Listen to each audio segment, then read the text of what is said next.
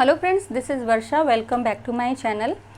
एकलव्य शिक्षक भर्ती में हॉस्टल वार्डन के सिलेबस में जो आपके नॉलेज ऑफ एक्ट से रिलेटेड क्लासेस हैं वो चैनल पर फ्री कराई जा रही हैं। बहुत ही सिंपल लैंग्वेज में आपको एक्ट समझाए जा रहे हैं एंड मटेरियल जो है वो आपको हिंदी और इंग्लिश दोनों में ही प्रोवाइड कराया जा रहा है टेलीग्राम चैनल पर। तो टेलीग्राम चैनल से ज़रूर जुड़िए एंड चैनल को ज़्यादा से ज़्यादा शेयर करिए जिससे आपको ये वीडियोज़ मिल सकें। ठीक है, तो स्टार्ट करते हैं वीडियो। आज का वीडियो है बाल विवाह निषेध अधिनियम 2006। ठीक है, the provision of child marriage act 2006। ये बहुत इम्पॉर्टेंट है। बाल विवाह क्या होता है? ये कानून या अधिनियम द्वारा लागू विवाह की आयु से कम आयु में बालक या बालिका का विवाह होना बाल विवाह कहलाता है। ठीक है, जो कानून ने आयु निर्धारित की है कि लड़के की आयु 18 वर्ष, लड़की की आयु 18 वर्ष होनी चाहिए एंड लड़के की आयु 21 वर्ष होनी चाहिए। अगर इससे छोटे पर बच्चों की शादी होती है, लड़कों की या लड़कियों की शादी होती है, तो वो बाल विवाह की श्रेणी में आएगा।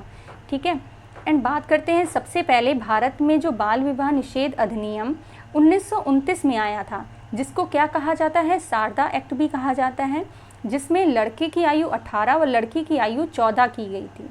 ठीक है, ये क्वेश्चन पूछ सकते हैं क्योंकि ये बाल विवाह अधिनियम जो 2006 आया उससे पहले का ये अधिनियम है। इसीलिए जो पुराने अधिनियम्स हैं जिनमें पहले संशोधन होते होते 2006 आया है, तो आपको वो पुराने अधिनियम की जो सन है और किसने उनको लागू करवाया था तो वो भी आपको पता होना चाहिए। ठीक है, तो सबसे पहले भारत में जब बाल विवाह निरोधक अधिनियम आया वो 1929 में आया, जिसमें लड़के की आयु 18 व लड़की की आयु 14 की गई थी। बाद में इसमें सुधार और संशोधन हुआ जो कि 1978 में हुआ, जिसमें लड़के की आयु 21 और लड़की की मिनिमम एज जो विवाह की है वो 18 रखी गई। और जब बाल विवाह निषेध अधिनियम 2006 आया तो उसको 1978 वाली जो आयु थी उसको ही यहाँ पर मतलब आगे भी वही कंटिन्यू की गई। ठीक है, नेक्स्ट बात करते हैं बाल विवाह निषेध अधिनियम 2006 लाने का उद्देश्य क्या था। इस अधिनियम का उद्देश्य है विवाह को रोकना, सिर्फ विवाह नहीं, जो बाल विवाह हो रहा है उसको रोकना, जहां लड़का व लड़की की आयु क्रमशः 21 व 18 वर्ष से कम हो। साथ ही पीड़ित को राहत और सुरक्षा देने का भी इसमें प्रावधान किया गया। जो लोग इस तरह के विवाह को बढ़ावा देंगे उनके लिए सजा का भी प्रावधान किया गया। ठीक है, तो अब आप समझ गए होंगे कि बाल विवाह निषेध अधिनियम 2006 क्यों लाया गया। अब इस विवाह अधिनियम से रिलेटेड जो इम्पॉर्टेंट फैक्ट हैं उनके बारे में जानते हैं। तो बाल विवाह निषेध अधिनियम 2006 भारत में 1 नवंबर 2007 को लागू हुआ। कब लागू हुआ? 1 नवंबर 2007। ये प्रकाशित हुआ है 11 जनवरी 2007 में, लेकिन लागू हुआ 1 नवंबर 2007। विधेयक का जो शीर्षक है वो बाल विवाह निषेध अधिनियम 2005 है। ठीक है, 2005 से इस अधिनियम को बनाया जाने लगा और फिर 2 साल बाद यानी 2007 में इसको लागू किया गया। ये अधिनियम संख्या 2006 रखी गई, जो नोटिफिकेशन नंबर या अधिनियम संख्या के रूप में पूछा जा सकता है। सबसे इम्पॉर्टेंट है इसकी धाराएं। टोटल धाराएं कितनी हैं? 21 धाराएं हैं। पॉस्को एक्ट में कितनी धाराएं थी? 46 धाराएं थी। ठीक है, और उसमें 9 अध्याय थे, लेकिन इसमें कितने हैं? कुल 21 धाराएं हैं और ये भारत की संसद द्वारा लागू किया गया। ठीक है, तो ये जो इम्पॉर्टेंट फैक्ट है ये बहुत इंपॉर्टेंट है। इसकी PDF जो है वो आपको टेलीग्राम चैनल पर प्रोवाइड करा दी जाएगी, तो उसको ज्वाइन करना ना भूलें। नेक्स्ट हम बात करते हैं यूनिसेफ ने, जो कि संयुक्त राष्ट्र बाल कोष जिसको कहा जाता है, ठीक है, 18 वर्ष से कम आयु में होने वाले विवाह को बाल विवाह के रूप में मानता है और ये मानवों के अधिकार का उल्लंघन है। भाई, एक मानव के अधिकार क्या होते हैं कि जब वो वयस्क हो जाए तब उसके शादी हो, क्योंकि वयस्क होने तक उसके अंदर थोड़ी सी समझ आ जाती है। वो अपनी जो शिक्षा है, अपनी पढ़ाई है और उसको आगे जीवन में अपने जीवन को किस दिशा में लेकर जाना है वो इस पर पूर्ण निश्चित कर लेता है। तब जब उसका विवाह होता है तो वो उन परिस्थितियों में सामंजस्य बिठा पाता है। लेकिन अगर किसी भी व्यक्ति की शादी निर्धारित उम्र से कम में कर दी जाएगी तो उसमें वो समझ नहीं उत्पन्न हो पाएगी। ठीक है, उसकी पढ़ाई पूरी नहीं हो पाएगी, उसको आगे क्या करना है उसकी ही समझ नहीं होती है। तो यूनिसेफ ने क्या कहा है कि जो 18 वर्ष से कम आयु वाला विवाह है यानी बाल विवाह है वो पूरी तरह से अमान्य है। ठीक है, भारत में बाल विवाह की जड़ें संस्कृति, परंपरा और धार्मिक संरक्षण की वजह से बहुत गहरी हैं, इसीलिए इसे खत्म करना एक चुनौती है। आप सभी को पता होगा कि पौराणिक कथाओं में जो है बाल विवाह नहीं होते थे। धीरे धीरे जब हमारे यहाँ अंग्रेज और कुछ अलग जातियों के लोग, अलग लोग आने लगे, जैसे कि पहले यहाँ पर मुस्लिम संप्रदाय नहीं था, ठीक है, बाद में जब आने लगे, जैसे कि आपके कई सारे लोग बाहर के आए हैं जिनका अभी हम यहाँ नाम नहीं ले सकते, तो जब इस तरह के लोग आने लगे तो उनसे अपनी बच्चियों और अपने बच्चों को बचाने की वजह से छोटे पर ही उनका विवाह जो है वो संपन्न कराया जाने लगा, जिसकी वजह से इस प्रथा को आगे भी, क्योंकि अब वो चीज़ नहीं है, अब अंग्रेज नहीं है, अब किसी का जो है जोर नहीं चल रहा है, लेकिन फिर भी जो प्रथा एक बार शुरू हो जाती है उसको जड़ से ख़त्म करना बहुत ही मुश्किल होता है, ठीक है। अब बात करते हैं बाल विवाह से समाज में अनेक तरह के दुष्परिणाम नज़र आते हैं। जब बच्चों का विवाह छोटे पर ही हो जाएगा और उनको समझ नहीं होगी तो यौन संचारित संक्रमण जैसे कि HIV हो गया, जनसंख्या में वृद्धि होगी, छोटी उम्र में विवाह होने पर जिम्मेदारी जो होती है उसका अभाव होता है, उनको नहीं पता, वो खेल खेल में ही उनकी शादी हो जाती है, उनको समझ ही नहीं आता कि ये क्या हो रहा है, ठीक है। वो अपनी शिक्षा पूरी नहीं कर पाएंगे, शिक्षा में कमी आएगी। तो इस तरह की और भी बहुत सारी जो दुष्परिणाम हैं वो बाल विवाह के होते हैं। अब हम बात करते हैं कि अगर बाल विवाह कहीं हो रहा है तो हम उसकी शिकायत कहाँ और किससे करें।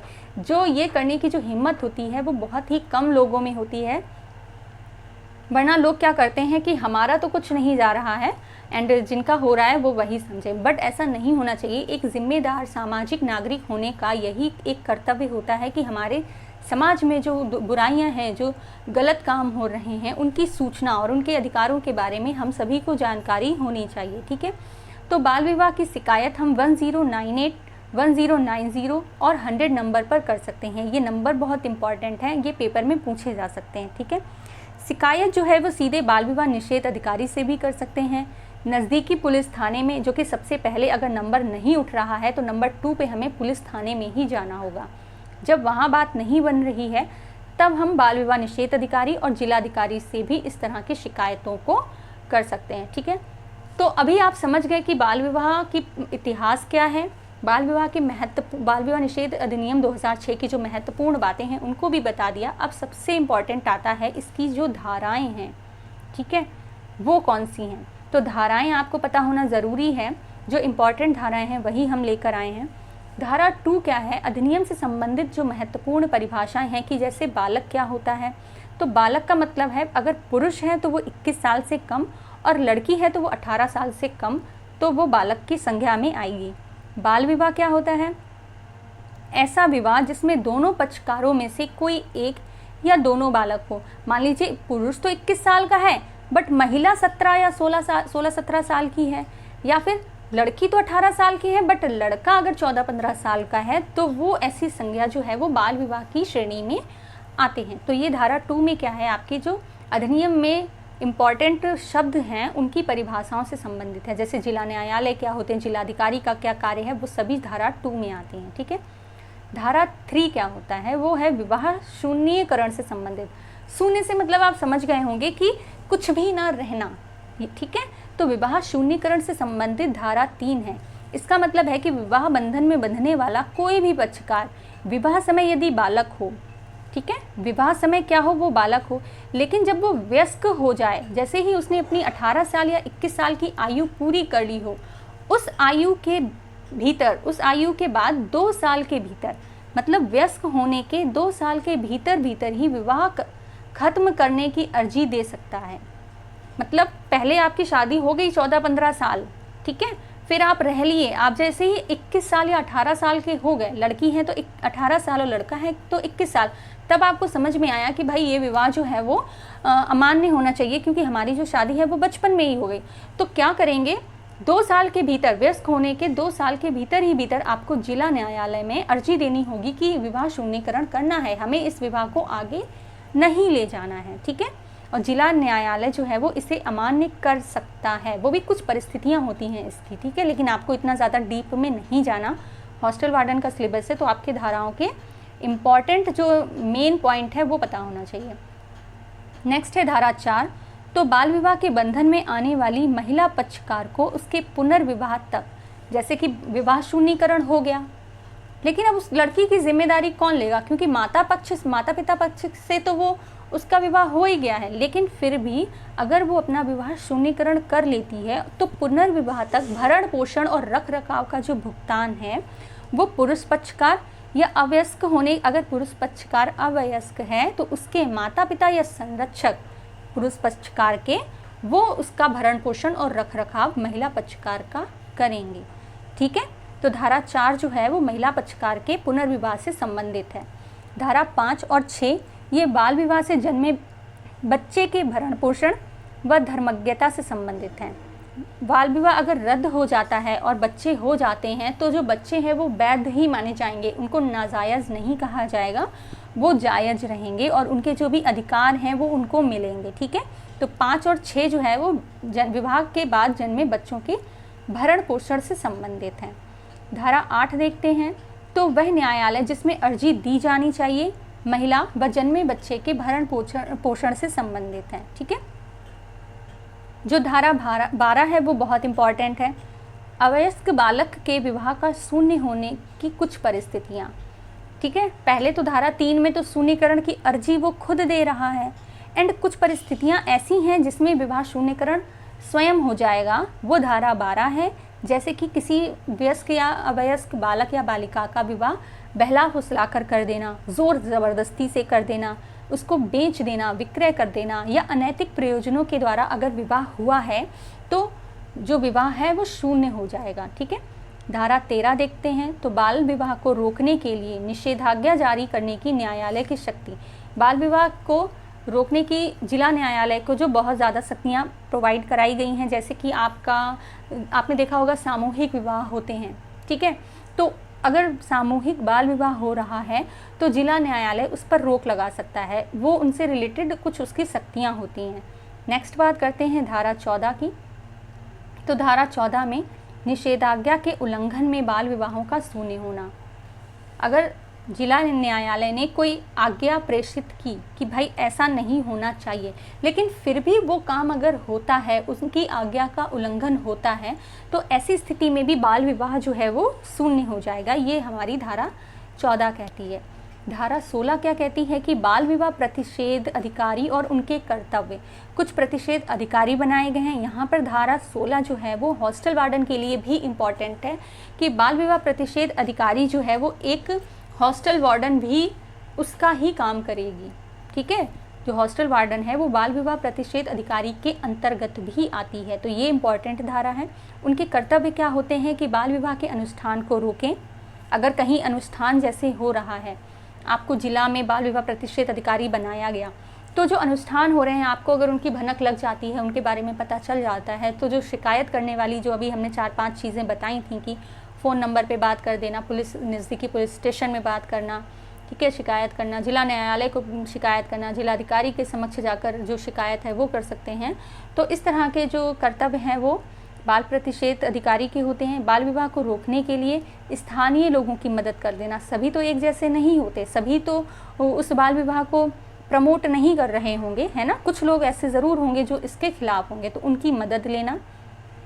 नेक्स्ट है आपका सरकार द्वारा सौंपे गए उनके अन्य कर्तव्यों, जो भी सरकार द्वारा उनको कर्तव्य सौंपे जाते हैं बाल विवाह प्रतिषेध अधिकारी को, उन कर्तव्यों का पालन करना भी उनका जो है कर्तव्य है। अब इस अधिनियम के तहत जो अपराध और हैं और उनकी जो सज़ा है उनके बारे में बात करते हैं। तो धारा 9 जो है वो सज़ा के अंतर्गत आती है कि बाल विवाह करने वाला पुरुष अगर वयस्क है, ठीक है, कि बाल विवाह करने वाला पुरुष तो 21 या 22 साल का है, लेकिन जो महिला है वो 16-17 साल की है, तो उसे कठोर सज़ा मिलेगी और उसकी अवधि 2 वर्ष, कम से कम जुर्माना 1 लाख या लगभग दोनों ही सज़ा एक साथ भी हो सकती है, कि मतलब कठोर कारावास भी हो गया और साथ में जुर्माना भी। ठीक है, तो ये दोनों ही सज़ा एक साथ भी हो सकती है। ये कब होगा? जब पुरुष वयस्क है और जो महिला है उसकी आयु कम है। ठीक है, नेक्स्ट बात करते हैं, बाल विवाह का अनुष्ठान, सामूहिक विवाह आदि कराने वाला व्यक्ति जब तक यह साबित ना कर दे कि उसे ज्ञात नहीं था कि यह बाल विवाह है। कभी कभी ऐसा होता है, ये धारा 10 के अंतर्गत आता है, कभी कभी ऐसा होता है कि सामूहिक विवाह हो रहे हैं, ठीक है, उसमें गलत जानकारी दे दी गई कि भाई लड़का जो और लड़कियां जो हैं वो वयस्क की कैटेगरी में आ रही हैं, लेकिन वो ऐसी नहीं है। तो सामूहिक अनुष्ठान करने वाले व्यक्ति को तो ये जानकारी नहीं होगी, लेकिन अगर उसके खिलाफ कार्यवाही हो रही है तो उसको अपने निर्दोष होने के जो साक्ष्य हैं वो प्रस्तुत करने होंगे, ठीक है, तब तक उसको दोषी नहीं माना जाएगा, ये धारा 10 कहती है। अगर दोषी मान लिया गया, अगर वो दोषी पाया गया तो उसको भी कठोर कारावास होगा, जिसकी अवधि 2 वर्ष और जुर्माना 1 लाख या दोनों ही एक साथ हो सकता है, ठीक है। तो आई होप आपको धाराएं समझ में आ रही होंगी। अगर आपको कोई भी डाउट इस जो अधिनियम है उससे रिलेटेड है तो प्लीज़ कमेंट बॉक्स में कमेंट ज़रूर करिएगा एंड वीडियो कैसी लगी वो ज़रूर बताइएगा। नेक्स्ट है कि इस अधिनियम के तहत जो अपराध हैं वो संज्ञेय हैं और गैर जमानती हैं। अगर इसमें आपको पकड़ा गया कि हाँ आप गलत काम कर रहे हैं तो आपकी इसमें मतलब आपकी नहीं, जो भी इस तरह का कार्य कर रहा है उसकी ज़मानत भी नहीं होगी। लेकिन अगर स्त्री अगर इस तरह का कोई दंड कर रही है तो उसको कारावास से दंडनीय नहीं होगी, ठीक है, उसको जुर्माना देके भाई छोड़ दिया जाएगा, उसको जो अवधि है वो नहीं, जेल में नहीं बितानी होगी, ठीक है। अब हॉस्टल वार्डन की इस अधिनियम में क्या भूमिका है उसके बारे में जानते हैं। देखो हॉस्टल वार्डन क्या करता है, उसको हॉस्टल में रहने वाले हर बच्चे के प्रति उसकी जिम्मेदारी होती है। बच्चा स्कूल में आ रहा है या नहीं आ रहा है, अगर वो छुट्टी ले रहा है तो वो क्यों ले रहा है और कितने दिनों की ले रहा है, तो ये सारी जो जानकारी है वो हॉस्टल वार्डन को पता होनी चाहिए।